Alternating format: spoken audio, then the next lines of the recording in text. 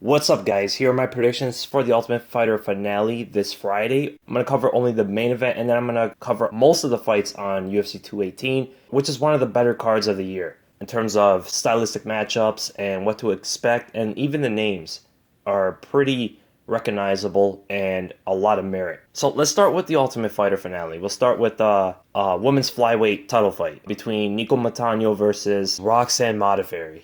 Now, a lot of people don't know these two, especially if you didn't see The Ultimate Fighter. You probably don't even know who these are. But now it's a good time to recognize them because the winner of this is going to be the champ. She's going to be on the list of the champions in the UFC. So it's a good opportunity to actually know these fighters. Now, I did watch The Ultimate Fighter, so I know how these two fight and how they match up together and it's actually a pretty decent fight. You got Nicco Montano, who's kind of a well-rounded fighter on the striking. She uses kicks a lot and uses a lot of movements. And her exit game in the clinch is actually insanely good. And she's always working. She does not gas out. Always trying to get one up on her opponent. And what she does in the clinch is either she's against the cage or if her opponent's against the cage or they're both in the center of the cage, she is always exiting with very precise strikes, especially elbows. In the distance, she's good with her kicks, throws a lot of body kicks. Defensively, sometimes she leaves her head exposed and she likes to lean away instead of putting her hands up sometimes. She likes to pull on punches sometimes. She likes to slip back on punches and return with kicks or even counter punches of her own. Off the ground, she's actually very capable. Now, Eubanks is a high-level Brazilian Jiu-Jitsu fighter, so I would have to imagine that Montano wants to keep it on the feet. That's where she's going to have the biggest advantage, but if you watch the season of The Ultimate Fighter, she was the dark horse, the underdog in the season. A lot of people didn't expect much of her, even on the ground. I mean, she's scrappy on the ground. She's good with takedowns. She's really good at listening to her corner, too. You've seen her do everything that Justin Gaethje told her. Whenever Justin Gaethje gave her instructions, she performed it to a T. So she's really good in that sense, showing some fighting IQ as well. Now, Roxanne Modafferi, what she brings into this fight is more of a grappling style. Now, this is not going to be too different from Montano preparing for Eubanks, because Eubanks was an elite Brazilian Jiu-Jitsu fighter. But Modafferi has improved her striking greatly since the last Ultimate Fighter. She's more capable. She has more output. It's really that she just polished everything in her striking. And she moves a lot more. Her leg kicks especially are really good. Her spinning back fist is pretty precise. But where she really shines is on the ground. When she takes the opponent down, grinds it out, looks for the submissions, and possible ground and pound. She's really scrappy too. She's a tough fighter. She's extremely experienced. One of the most experienced fighters in women's MMA. And her submission threat is really going to be the thing in this fight. But for my prediction, it's a tough fight. This is a really, really close fight. Much closer than Eubanks versus Montano. I thought Eubanks was going to win the fight, but this really mixes it up. It came out late notice, but if I have to pick, I think the champion will be... I'm going to go with my gut feeling. I have a strong feeling that Montano is going to win this. I have a feeling she might lose the early rounds. In the striking, she's going to have the advantage. I think her kicks are going to play a huge part in this. I think her movement as well and her constant output and her clinch work. But Modafferi is pretty good on the feet as well. And I think she's going to be able to hold it even on the feet for the first two rounds. Possibly taking Montano down a couple times, but not really finishing it, laying some good shots on top. And I do see Montano doing a good job of breaking posture and not being in too much danger on the ground. Although she does have extremely good takedown defense. So I think the takedown struggles are really going to be taxing on Modafferi. Now, the reason why I think Montano is going to win, I think she has a better gas tank, and this is a 5-round fight. I see Modafferi gassing herself out early, and I see Montano winning a decision or a possibly 5th-round TKO. Then we go to the UFC 218 card, an amazing fight card. Even from Fight Pass, there's some decent fights on this card. We'll start with the prelims, though. We'll start with David Teymur versus Drakkar Klose.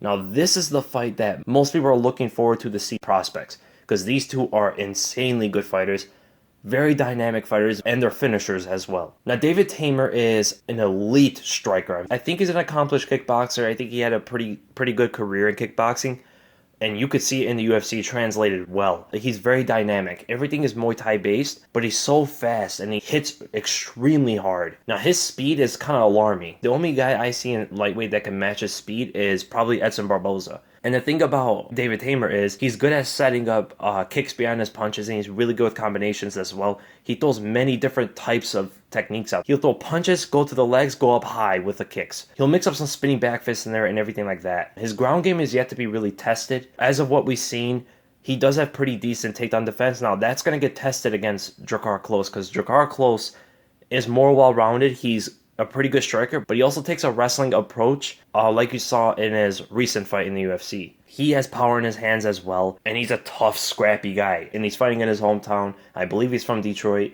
or from Michigan at least. He's the only guy from this card that's from Michigan, so he's the only one that's going to have that crowd advantage. And most of the support is going to be for Drakkar Klose, so you might see an action-packed fight here, because no matter what, David Teymur is going to bring a fight. Drakkar Klose might do the same thing now. Drakkar Klose is not nearly as polished of a striker as David Teymur. He likes to box more than anything. He has some decent leg kicks as well, but he really likes to mix up the boxing, and he'll go for the takedowns. And he's excellent with ground and pound, so that's going to be the danger here. So my prediction for the fight, I'm going to go with David Teymur, and I'm going to go by a decision or a third round TKO. I think his ability to keep it on the feet, use his movements, and land uppercuts and land body kicks is going to be key in this fight. As Drakkar Klose keeps that lower stance, just in case for the takedowns, I see David Teymur coming up with some shots, potentially landing kicks behind the punches, being a little bit too quick for Drakkar Klose. Then we go to Alex Oliveira versus Yancy Medeiros. This is another action-packed fight, especially because these two have really found their resurgence in the welterweight division. Alex Oliveira is a very athletic fighter, especially a striker, although he's pretty capable on the ground as well. It's a striking that really gives a lot of people problems. Even though he's one of the smaller guys in the division, he's so active on his feet. He's able to throw spinning back kicks out of nowhere. He's so quick for the division. His punch is a little bit wide sometimes, a little bit too wild. He's been closing in that wide range of attacks to keep it more in tight and long-range straight punches, which seem to be working for him. He's pretty good with leg kicks as well, and he has those abilities to throw out those wild strikes out of nowhere. So that's something that Yancy Medeiros is going to have to keep eye on. And Medeiros is more of a boxer, extremely good boxing. He throws long punches. He is usually the longer fighter in his fights. Oliveira is going to be the longer guy in this fight, and that can give some problems to Yancy. Yancy's also very capable off his back. He has a good submission ability. His takedown offense isn't all there, so I don't think he's going to be able to take down Oliveira. But I think he's going to close the distance and try to outbox Oliveira on the inside. So my prediction for the fight, I'm going to go with Yancy Medeiros. Now, this is one of the harder fights to call. They're both so evenly matched, I believe. But I think Yancy Medeiros is going to get the nod here. I think his boxing is going to be the key in this fight. Land straight and inside punches on those looping punches of Oliveira. Although those kicks of Oliveira is going to be a problem for Medeiros. So I'm going to go with Yancy, and I'm going to go by a second or third round TKO. Then we go to the featured fight on the prelims. Charles Oliveira versus Paul Felder. Now this is another really entertaining fight. Both finishers, but Oliveira's coming up from featherweight. Now although he is coming from featherweight, he's going to really match Paul Felder in size. It seems like, especially length. Maybe not muscle mass, maybe not the weight. But in terms of length and height and everything, he actually surpasses Paul Felder in reach. Now, although Charles Oliveira is pretty decent with his Muay Thai skills, he's good in the clinch, good at landing knees, good at controlling the opponent in the clinch. I don't believe he's going to want to go that route with Paul Felder, because Paul Felder is even better at that.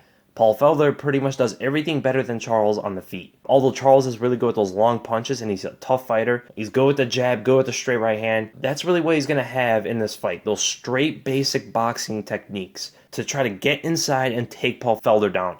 Because he needs this fight on the ground. He needs to get the submission attempts. He needs it on the ground. He needs it where he's most comfortable and he has the least resistance from Felder. Now, ultimately, I don't think this is a good fight for Charles Oliveira. He could get the submission. I wouldn't be surprised if he does.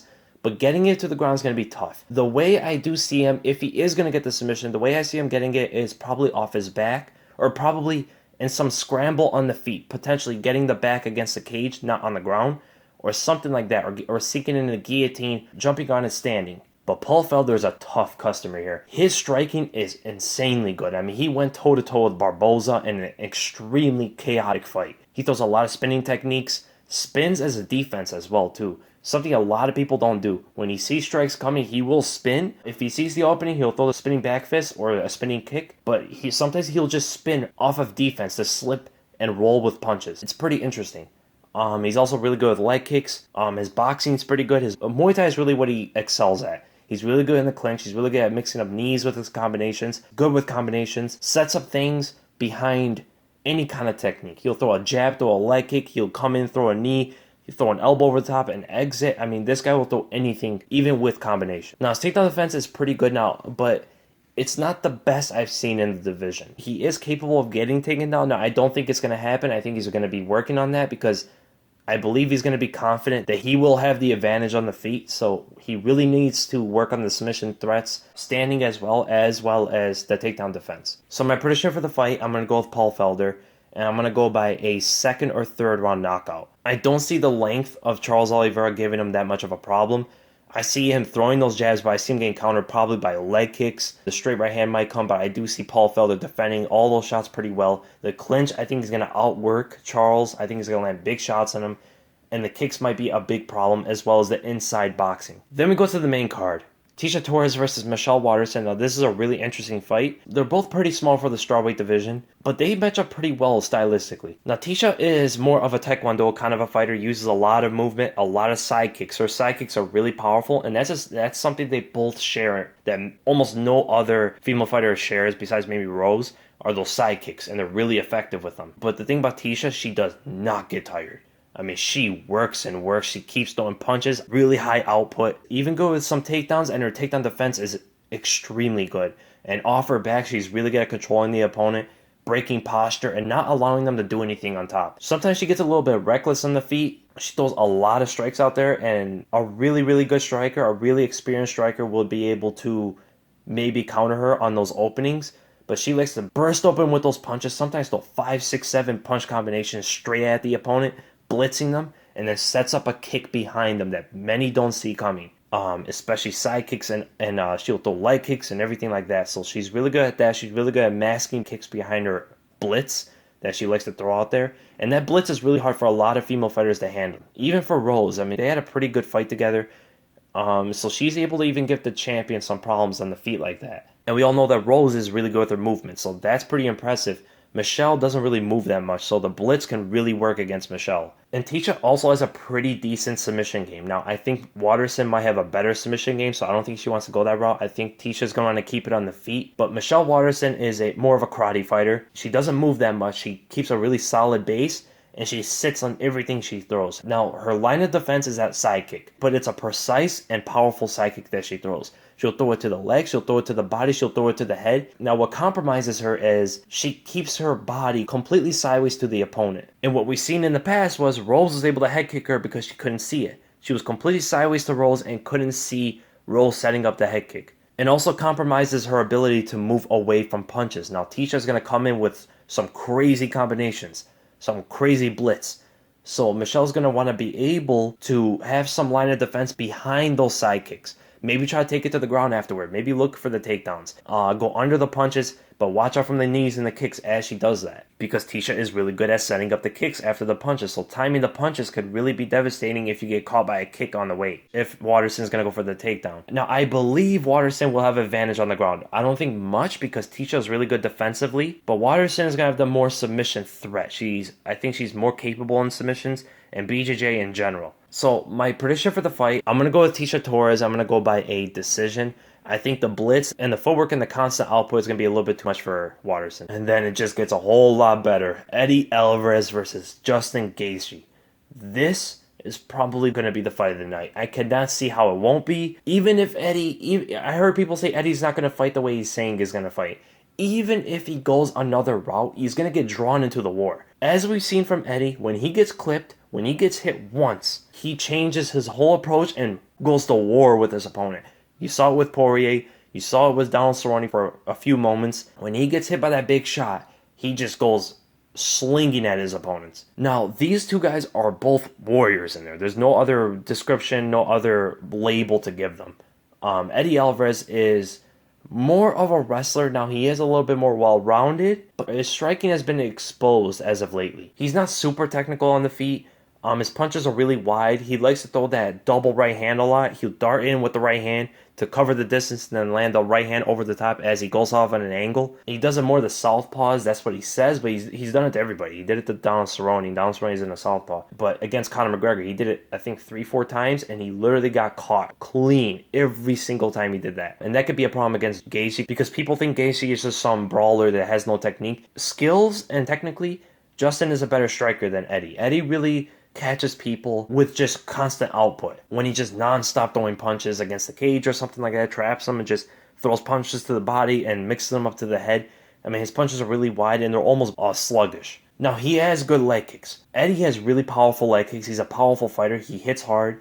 His leg kicks have really good form, though. You even saw in the Conor fight, the first leg kick he caught Conor with swept Conor's leg right out from under him. One thing he's really good at, same thing with Frankie Edgar, his training partner, is he's really good at mixing up takedowns behind his punches. Now that's going to be a problem against Gaethje because Gaethje is an extremely good wrestler. Eddie is extremely tough. I mean, this guy is an incredibly good chin, but more than his chin, he has much more heart. I mean, this guy does not give up. He gets hit, he's in there until the final bell. You really have to put this guy away to stop him. And if he gets a takedown, he's really good at controlling the opponent, more so than landing too much damage. Now, he is really good with ground and pound. If you give him those openings, he's vicious with them. Now, the real big advantage that Eddie has over Justin is movement and footwork. Eddie constantly moves, constantly uses that footwork to get angles on the opponent, even if he's getting pressured. He's really good at getting the angles on the opponent through that. So that's why he's going to be able to catch Justin, if anything, when Justin's walking him down, plotting at him. Now, Justin is more of a striker. His background is wrestling, though. He was an extremely good wrestler in college, but we do not see it offensively. He uses it purely for defense. Even if he gets rocked, he is not going to use it. He has too much pride for that. He believes if he goes for the takedown, if he's getting rocked, then he pretty much lost the fight. He's a coward or something like that. That's his mentality going into this, so he wants that sluggish, he wants that war in there. Now, people have the wrong idea about Gaethje. Yes, he's a brawler, but he's more of a technical brawler than anything. He isn't swinging from the bleachers. His punches are actually tight and precise. Good with combinations, good with setting up leg kicks, really good with uppercuts, landing the jab, look at the opening, go for the uppercut. But the thing that makes him more of a brawler than anything is that you can even tell by his stats. His output is insane. This guy is always throwing strikes. He is never resting. Now, his cardio has been shown to not be the best. That's probably because how heavy his output is. Because not only is he throwing punches constantly, he's throwing everything into these punches constantly. But they are technically correct in form. So it's not like he's some amateur striker that's just swinging at the opponent. And another thing that he does really well is leg kicks.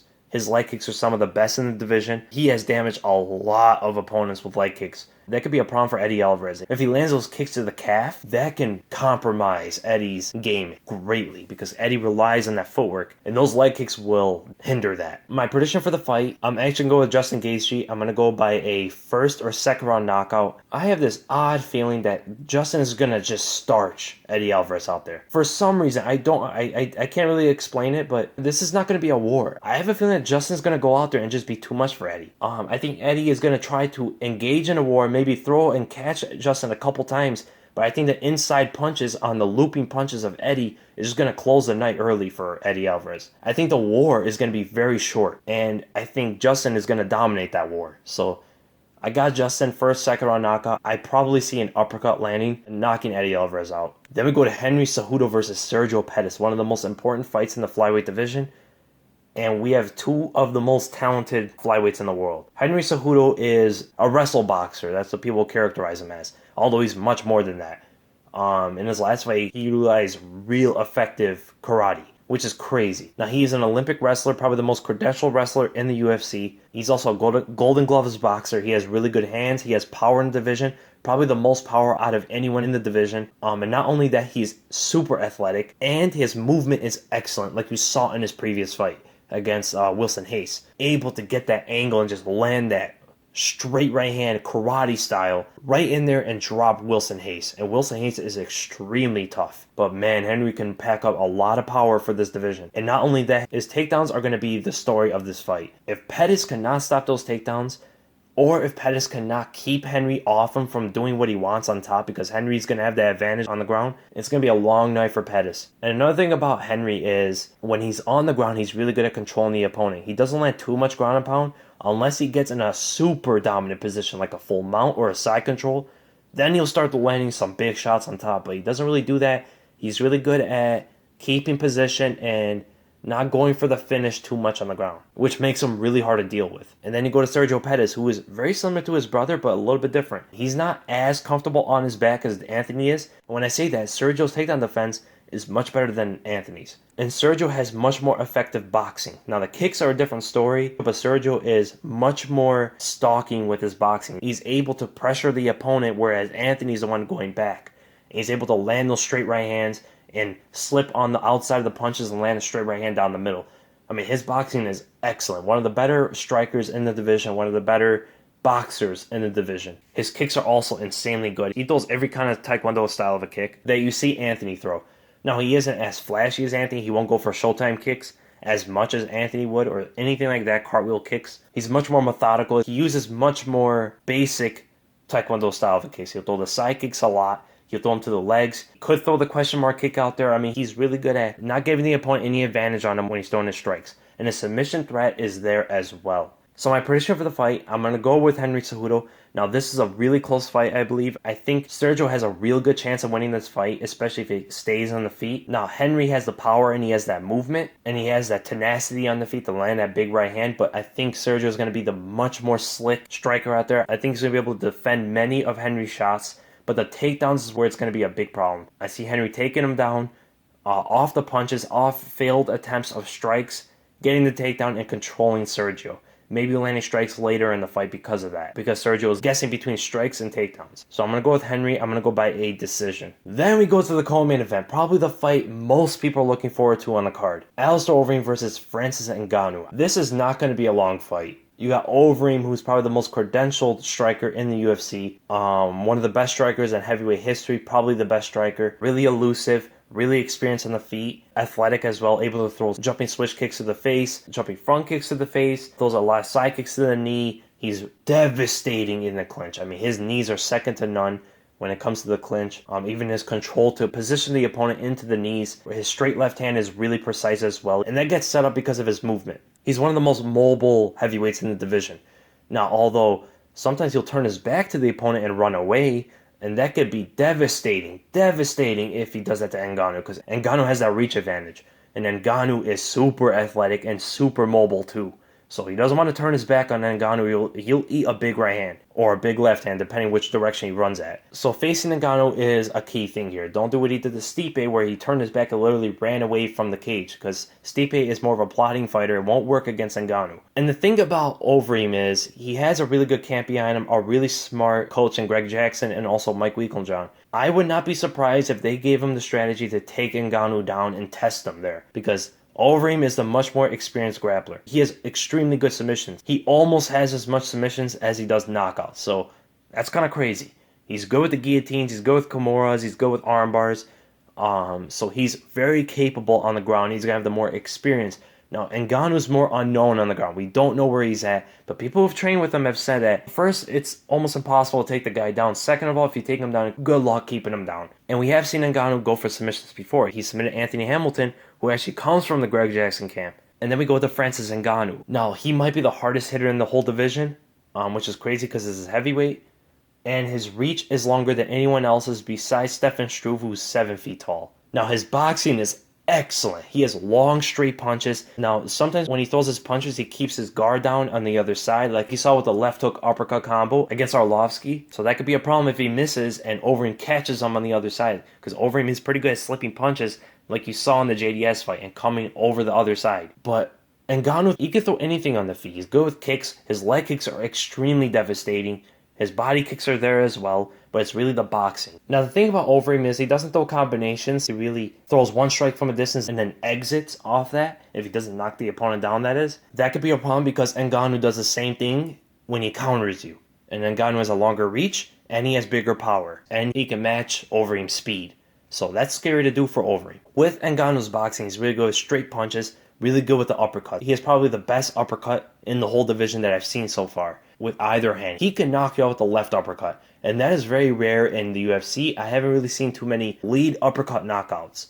And he's done it. His hooks get a little bit wide sometimes, a little bit too wide for my liking. If you're fighting a guy like Overeem, Overeem doesn't throw too many wide shots. Even his hooks aren't that wide, Overeem. So that could be a problem. He has to keep his boxing in tight, keep his guard up. If Ngannou keeps that in tight boxing, guard up, throw straight punches, and maybe the long uppercuts, he has a much better chance of winning this fight. And Ngannou has really good movement. He could be pretty elusive on his feet and land big shots because of the angles he'll create from the movements. So my prediction for the fight, I'm going to go with Ngannou. I'm going to go by a first round knockout. I could see a second round knockout if Overeem stays away for most of the first round. But I really see a first round knockout. I'm going to go with first round. I could potentially see this ending less than 2 minutes in. Now for Ngannou winning, I see only two ways this is ending. One, Overeem throws a shot and he gets countered by Ngannou. I see the left straight shot or the left hook of Overeem getting countered by Ngannou. Or I see Overeem potentially moving away, turning his back away from Ngannou and Ngannou catching him. I can see either of those things happening if Ngannou is to win. Then we go to the main event. Max Holloway versus Jose Aldo. I am excited for this fight. Now, I am actually more excited for this fight than I was for the Frankie fight because you are for sure going to see fireworks when you see these two fight. Frankie, not as much. Frankie has a better chance at beating Holloway than I think Aldo does, or at least giving it a closer fight than Aldo will. In this fight, it's either one of the other is going to win, and it's not going to be that close. That's how I kind of see it. Max Holloway is a very well-rounded fighter. Young fighter, learning and drastically evolving every time we see him. He's a tall fighter as well. 5'11" for the featherweight division. He's going to have a 4-inch height advantage, but Aldo's going to have the reach advantage. In terms of arm reach, that is. Leg reach is obviously going to be Max Holloway. Now, I don't see Max throwing a lot of kicks to the legs, that is. I see him potentially throwing them to the body. He's going to have to watch out for that because Aldo is probably the fastest fighter ever in featherweight. The guy is just all fast twitch. I mean, he's almost like a Barboza, but in featherweight. Now, Holloway's boxing is insane. He has a really high output, throws a jab, and mixes up any kind of boxing technique in there. Keeps his guard up as well. He has really good defense, even when he's throwing his offense. So he's putting up his hands, he's throwing punches. Really good at throwing the punches, retracting them, looking for the counter shots of his opponent, and then returning with another combination or so. His takedowns are there as well. Now, I don't think he's going to go that route, because we all know about Aldo. If you try to take him down, you're most likely not going to get it. And Holloway is extremely good on the ground, especially on top. He's good looking for submissions. His ground and pound is really good, like you saw in the Aldo fight. He's capable everywhere there. And on the feet, his kicks are really good. He throws spinning back kicks. He'll throw jumping spinning back kicks like you saw against Anthony Pettis of all people. Throwing spinning heel kicks and everything like that. He's really precise with all of his strikes. And not only that, he is excellent with his movement. It's no wasted movement. He knows exactly where he's going. He knows exactly where to move when he's throwing these punches, creating the angles. Now, the whole thing about Holloway is his whole game revolves around building momentum. If you look at my breakdown of the first Holloway and Aldo fight, and you can see in that Holloway's game revolves around building his momentum throughout the fight. And that is why he has his high output. You see when he starts, he's not throwing too much. And whenever he gets countered by his opponents, he's still not throwing too much. When he starts throwing and finding those angles, he is really good at building on that. He increases output every single time. Every second he's doing more, to the point where his opponent just gets overwhelmed. You've seen it many times. You've seen it against Cub Swanson. You've seen it back then against Akira Corsani. You've seen it so many times throughout his career. He doesn't start fast, but when he starts, you gotta stop him. Because if it gets to a point where he keeps going and he's not getting tired, it could be very overwhelming. You saw in the Aldo fight, and that is why Conor McGregor had one of the best strategies against Holloway. Conor would just throw strikes out there just to stop Max from doing things. Because there were a couple times where Max was gaining that momentum and Conor would just stay busy on him, cut him off, and constantly throw more output than Max is. Constantly throw more than Max is. If Max throws one shot, Conor's throwing two shots. He'll throw the lead uppercut to the left hand. He'll throw the high kick constantly to stop Max from moving around so much. And that could be a big problem against Aldo, because Aldo does have those leg kicks. And those leg kicks can stop Max's movements of creating angles for that boxing that he has that he's so good at. And if he stops that, he's stopping that momentum as well. So the leg kicks of Aldo is probably the biggest weapon in Aldo's whole arsenal. More so than takedowns, more so than his boxing, more so than his left hook that he's so good at. And then we go to Aldo, who is an explosive striker. He's one of the most powerful strikers in the division, one of the fastest strikers in the division, has probably the best takedown defense ever in the UFC. Has heart, like you saw in the Holloway fight when he was just constantly trying to fight off Holloway, even though he was rocked out of his mind. And Aldo is really good with his boxing as well. Now Holloway's gonna have the boxing advantage, but Aldo's gonna have the early round advantage in the boxing because Aldo is a fast starter and he doesn't need that momentum. Aldo just throws those shots out there and he sees the reaction of his opponent. Most of what Aldo does is react on the go, on the fly. He sees the opponent move and he will pivot off that and throw the left hook. He's one of the best fighters at pivoting on the inside as well. You saw it many times in the Chad Mendes fight. But the big thing about Aldo are those leg kicks, especially coming into this fight. He's really good at throwing the left hook to the right leg kick. And he's just good at setting up those leg kicks in general. Like you saw in the Ricardo Lamas fight, you saw in the Mark Omnick fight, you saw in the Frankie Edgar first fight, saw it in the Uriah Faber fight. That was devastating. But Aldo has fought a lot of wrestlers in his career, so you probably haven't seen it as much lately in the UFC. The time to throw those leg kicks are against Holloway. Holloway's not going to take him down off those leg kicks. And Holloway has a tall frame with short arms compared to his frame.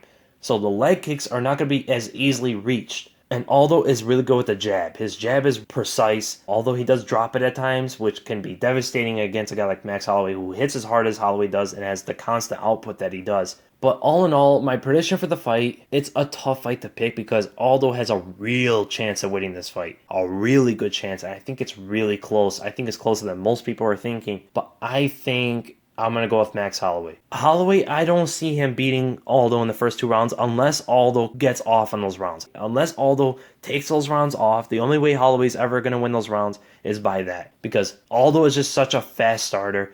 I don't think Holloway's going to be able to outwork Aldo early like that. I think he's going to be able to build his momentum again, but I think it's going to be a later stoppage. I think it's going to be a 3rd or 4th round TKO. But Aldo has a real good shot at knocking Holloway out here. Now, Holloway is one of the best chins I've ever seen. I mean, he's the only guy to take counter shots without even getting stunned by them. So you know how good Holloway's chin is. He is probably the best chin in the featherweight division ever.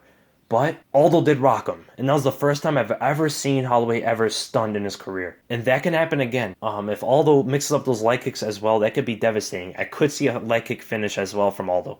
But I'm going to go with Holloway. I'm going to go 3rd or 4th round TKO. I think it's going to be similar to the last fight with the boxing combinations, dropping Aldo and then finishing it on the ground. So those are my predictions, guys. I believe I predicted the most fights in this prediction video. So yeah, that was a lot to break down pretty much and give my picks on. But we'll see how it goes. Now, this is an amazing card. I'm actually probably going to go to this card. It's probably going to be my first UFC card I ever went to. So I'm really excited about that. But I hope you guys enjoyed the video. And if you did, make sure to give it a thumbs up. And if you enjoy my content, make sure to subscribe. For my next video, I'm going to break down one of the fights on the card. And I'm going to have my podcast next week. I took this week off because I wanted to build up more questions and there wasn't too much going on. Now, there was a lot going on in the last few days, which I didn't expect. But next Tuesday, my next episode on the podcast is going to come out. It's going to be available on iTunes and SoundCloud. And I'm going to try to get on the other apps as well, the podcast app or whatever. This is my first time ever doing this, so I'm getting used to it. But I hope it makes it all easier if you guys like listening onto there rather than YouTube. But YouTube, it's going to come out first, always. If you want them early, just go on YouTube. They're going to be right here on my channel. And if you guys haven't seen my breakdown of the first Aldo and Holloway fight, I'm going to leave that toward the end of the video. You can check that out. And make sure you guys watch this fight card. I mean, it's going to be an amazing card. And make sure to watch Fridays, too. A lot of people are forgetting about Friday. It's going to be another world champion, which could be interesting because Valentina and Joanna potentially can go to flyweight. So make sure to watch that as well. And UFC 218 is going to be insane, so you don't want to miss any of those fights. So again, thank you guys so much for watching, and I'll see you in the next video. And below, I'm going to leave a comment for the podcast. It's going to be labeled questions for the podcast, and just reply your questions to me for that under this video. And remember, the comments with the most likes are going to get read first. And you can also tweet me any questions you want. Hashtag them MMA meeting. It makes it so much easier for me to find them. And those get read first. So if that's easier for you, you could do that. Whatever you guys like. Thank you again. And I'll see you in the next video.